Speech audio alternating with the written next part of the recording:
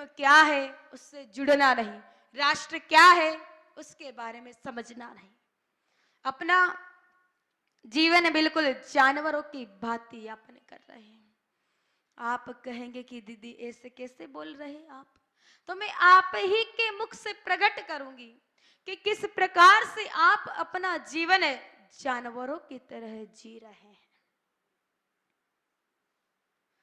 आप लोग 2 वक्त का भोजन करते हैं, तो अपने दिल्ली की गलियों का कुत्ता भी कहीं ना कहीं जाकर के पेट भर लेता होगा। क्या कभी भूखमरी से, कुपोषण से मरा हो तो बताओ? नहीं मरा है।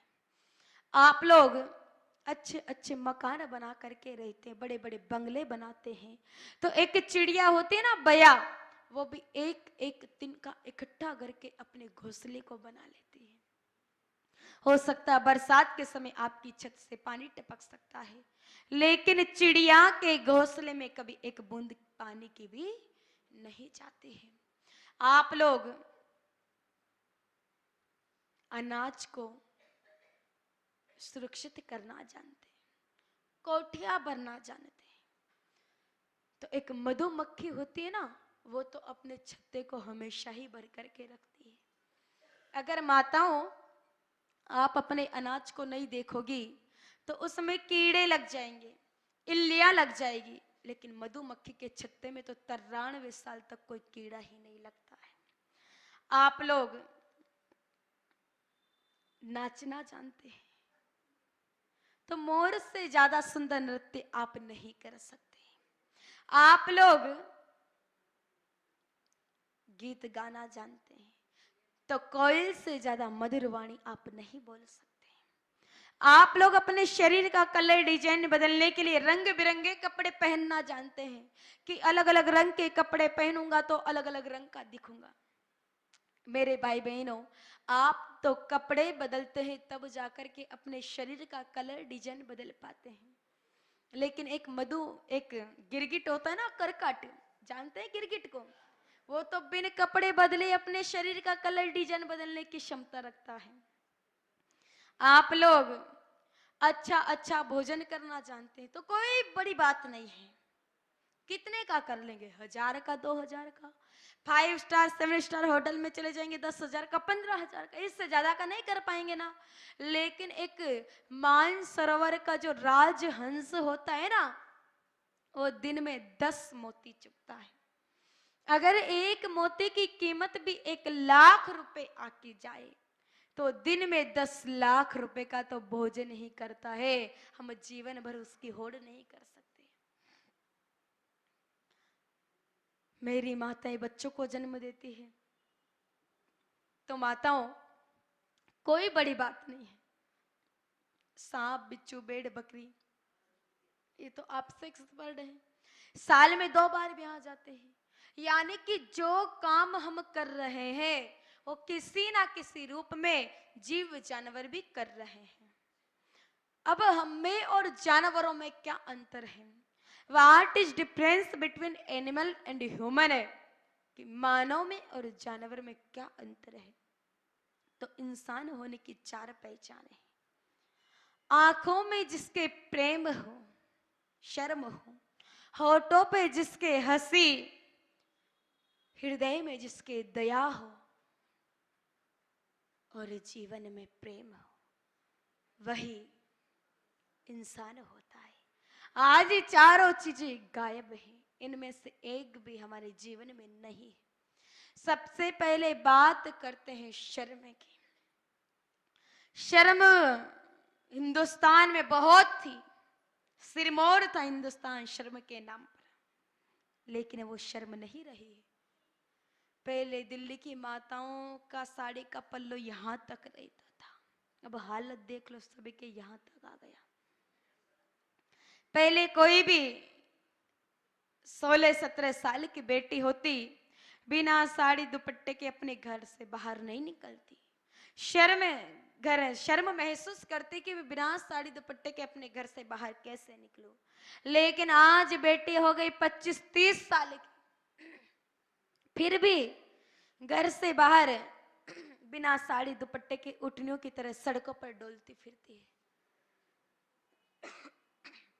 ऐसा लगता है उनको देख करके कि इनके पिता को 2 मीटर कपड़ा भी अपनी बेटी का तन ढकने के लिए नहीं मिला हो। कुछ कुछ बेटियों को देख करके ऐसा लगता है जैसे आज हिंदुस्तान के सभी कपड़ों की फैक्ट्रियों को किसी ने आग लगा दिया। और ये शर्म सिर्फ माता बहनों में नहीं, भाइयों में भी कम हुई है। पहले कोई भी बेटा अपने पिता से बात करता तो आंखों को नीचे झुका करके, हाथों को बांध करके बात करता था। अब आज हालत ये हो गई, जब भी कोई बेटा अपने पिता से बात करता ना तो आंखें निकाल करके और चुटकी बजा करके बात करता है। पहले कोई भी नौजवान बेटा बाप बनता तो अपने खुद के बच्चे को अपने बाप दादाओं के सामने नहीं ले जाता, शर्म महसूस करता कि मैं मेरे खुद के बच्चे को अपने बाप दादाओं के सामने कैसे ले जाऊं। लेकिन आज बेटा हुआ अस्पताल में, बच्चा हुआ अस्पताल में, अभी तो सूखा भी नहीं, नावण पूजन भी नहीं हुआ, सूरज पूजन भी नहीं हुआ, फिर भी एक बार तो गोदी में उठा करके पूरे मोहल्ले की गलियों के चक्कर लगा लेता है कि देखो भाई मैं भी बाप बन गयो, मैं भी पापो बन गयो। जैसे पूरे मोहल्ले वासी तो बांझड़े ही हो, यही पापा बना है, यही बाप बना है, क्योंकि शर्म नहीं रही। फिर बात करें प्रेम की, तो प्रेम तो आज बिल्कुल खत्म सा हो गया है। पहले एक पिता के 4 पुत्र होते, उन चारों के बच्चे, चारों की पत्नियां, 24-28 लोगों का परिवार एक ही छत के नीचे एक ही चूल्हे की बनी रोटियां खाती, लेकिन फिर भी देवरानी जेठानी के झगड़े की आवाज घर से बाहर नहीं जाती थी। अब आज हालत ये हो गई, बेटा तो है एक और चूल्हे जल रहे हैं 2। बेटा बहू अलग ही लाइटर का बटन दबाते हैं तो दादा दादी अलग ही रोटियां बेलते हैं। पहले जब बुआ जी आती, बुआ जी का बड़ा महत्व है हिंदुस्तान में, जब बुआ जी आती 15 दिन रुक जाती, फिर भी भतीजे के सिर पर सल नहीं पड़ते थे। जब वो बुआ जी जाती ना तो भतीजा कहता कि बुआ जी 2-5 दिन और रुक जाओ, फूफा जी को समझाना हो तो मैं समझा दूं। लेकिन आज तो बुआ जी आई 12 बजे और 3 बजे से पहले जाने का नाम नहीं ले तो भतीजा सामने से कहेगा कि देखो बुआ जी मैं रेलवे स्टेशन तक जा रहा हूं, कहां तुम इधर उधर ऑटो की तलाश में घूमती रहोगी, चलो मेरे साथ ही गाड़ी में बैठ करके चलो। यानी कि आने का समय तय करती है बुआ जी और जाने का समय तय करता है भतीजा। पहले कोई बूढ़े दादाजी होते, बीमार हो जाते, उनको बोतल चढ़ जाती तो पूरा मोहल्ला इकट्ठा हो जाता, अरे दादा को बोतल चढ़ी है, ताऊ जी को बोतल चढ़ी है। अब आज तो बोतल तो छोड़ो, पूरा टैंकर ला करके चढ़ा दो, फिर भी कोई पूछने आने वाला नहीं है कि दादा को क्या हुआ है, ताऊ को क्या हुआ है। पहले मेहमान आते तो कितना सम्मान करते थे, भले वो हमारे रिश्तेदार नहीं होते, हमारे जाति के नहीं होते, लेकिन फिर भी हम लोग कहते कि देखो भाई, हमारे पड़ोस में आते तो कि एक समय का भोजन तो हमारे यहाँ पर भी करके जाना, कुछ नहीं तो चाय पानी नींबू शकंजी लस्सी कुछ ना कुछ लेना, मगर आना जरूर।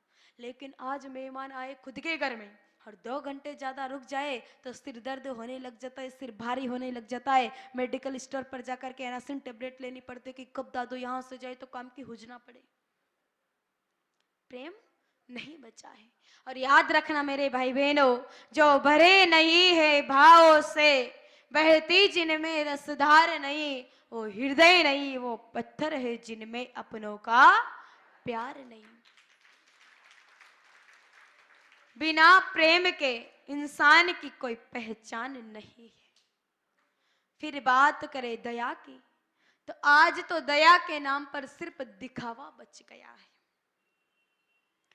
2 मुट्ठी अनाज कबूतर को डालने वाला इंसान 2 घंटे बाद बड़े बड़े ड्रमों में जहर घोलता है, कोठियों में भर करके पीठ पर लटका करके खेतों में जाकर के फवारे के माध्यम से हजारों कीड़ों को मार करके आ जाता है।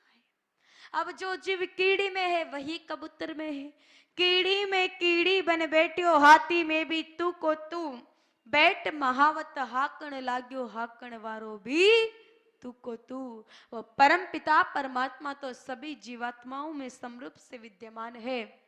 अब आप लोग कबूतर को दाना डालो और कीड़ी को मारो तो ये कौन सी कंपनी की दया हुई? ये तो दया के नाम पर सिर्फ दिखावा हुआ है।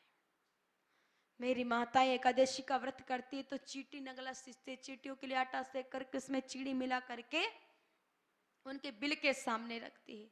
लेकिन वही माताएं जब घर में मच्छर मक्खियां ज्यादा हो जाते हैं तो कॉकरोच हिट लेकर के हजारों मच्छर मक्खियों को मार देती है।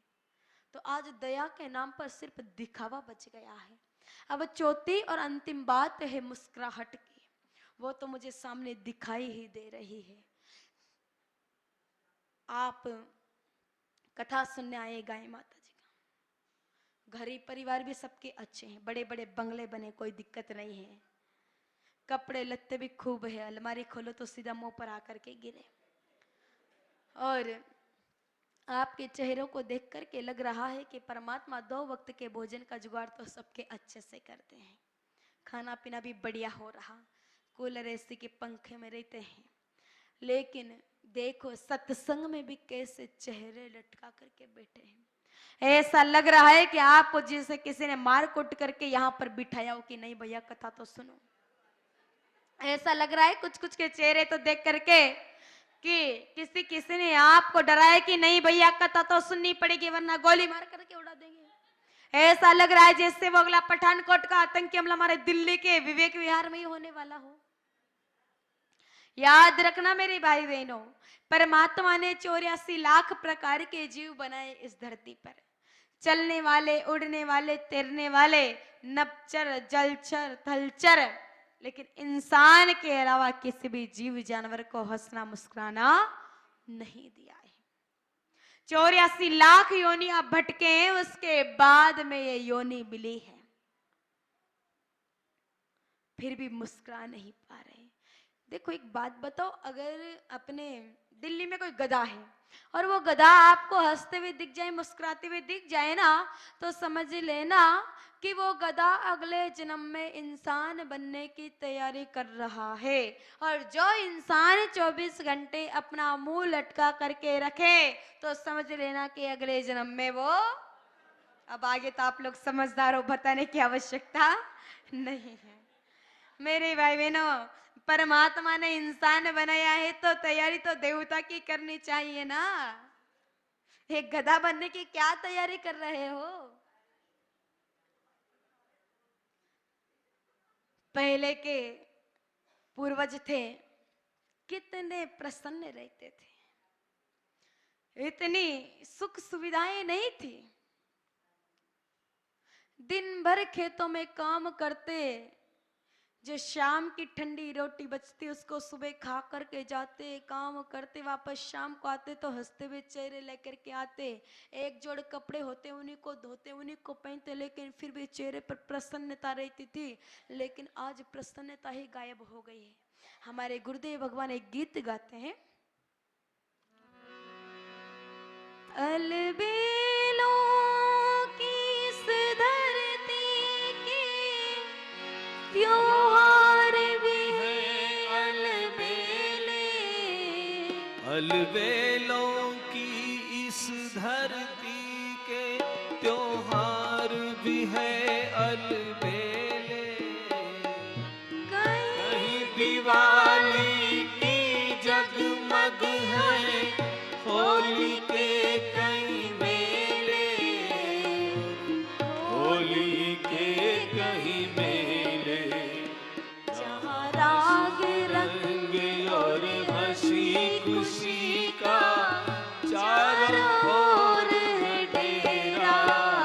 वो भारत देश है मेरा, वो भारत देश है मेरा, जहाँ डाल डाल पर समता की चिड़िया करती है बसेरा।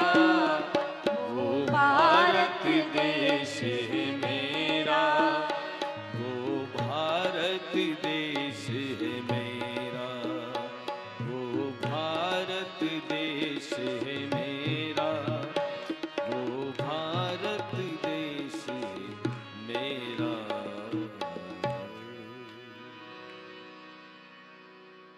कितनी प्रसन्नता थी, लेकिन आज वो प्रसन्नता गायब हो गई।